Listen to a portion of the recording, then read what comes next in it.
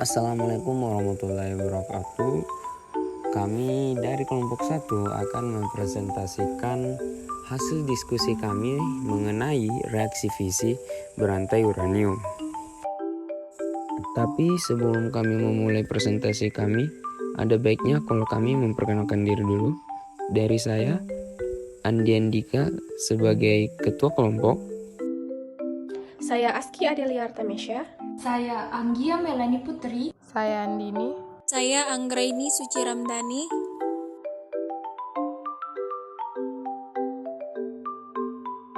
Dan saya Ardiansyah. Pada presentasi kali ini kami membahas 4 poin. Yang pertama adalah apa itu nuklir, yang kedua apa itu fusi, yang ketiga bagaimana pemanfaatannya di kehidupan, dan yang keempat adalah cara kerja reaktor nuklir.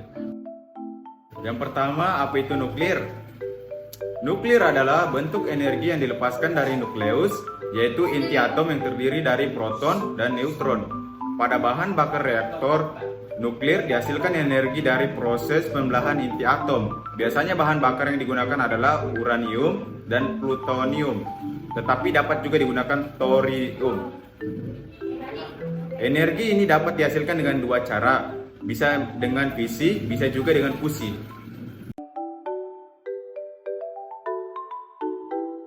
Fisi dalam fisika nuklir atau kimia nuklir, fisi nuklir adalah reaksi nuklir saat neutron terbagi menjadi bagian-bagian kecil atau nukleu yang lebih ringan yang seringkali menghasilkan foton atau neutron bebas dalam bentuk sinar gamma dan melepaskan energi yang sangat besar.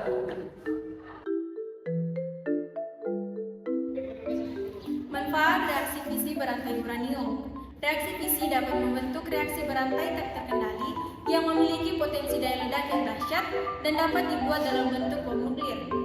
Dibandingkan dibentuk dalam bentuk bom nuklir, pelepasan energi yang dihasilkan melalui reaksi fisi dapat dimanfaatkan untuk hal-hal yang lebih berguna.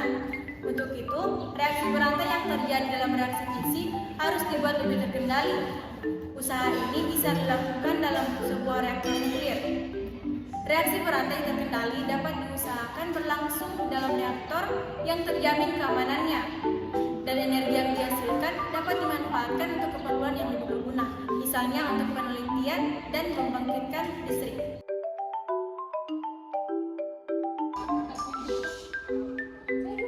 Reaksi ini biasa terjadi pada inti uranium 235. Pada reaksi ini, uranium 235 dikenai dengan neutron yang mengakibatkan nukleidanya terpecah menjadi 2, biasa menjadi kripton 91 dan barium 146.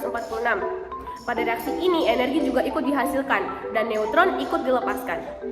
Selanjutnya, neutron-neutron yang telah dilepaskan tadi akan bisa bereaksi kembali jika bertemu dengan uranium 235 lainnya.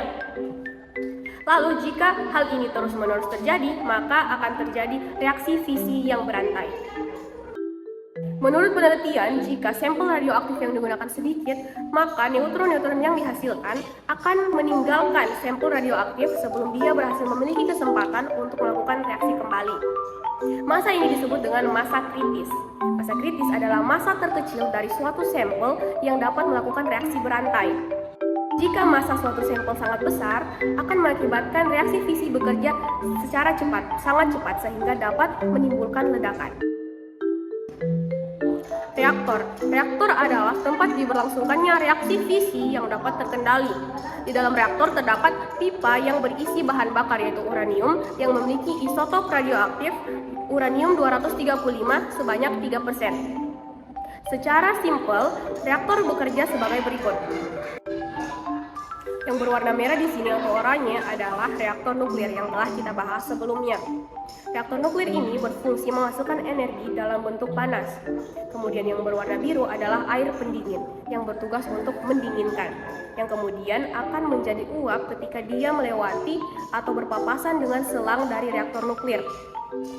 Uap tersebut akan menggerakkan generator dan kemudian akan menghasilkan energi listrik. Jadi kesimpulannya yaitu nuklir dapat dikendalikan, maka akan menghasilkan energi listrik yang kemudian akan bermanfaat bagi manusia. Tetapi jika reaksi fisi ini tidak dikendalikan, maka akan timbul panas yang berlebihan dan akan mengakibatkan reaktor meleleh, bahkan bisa menyebabkan ledakan yang besar seperti bom atom.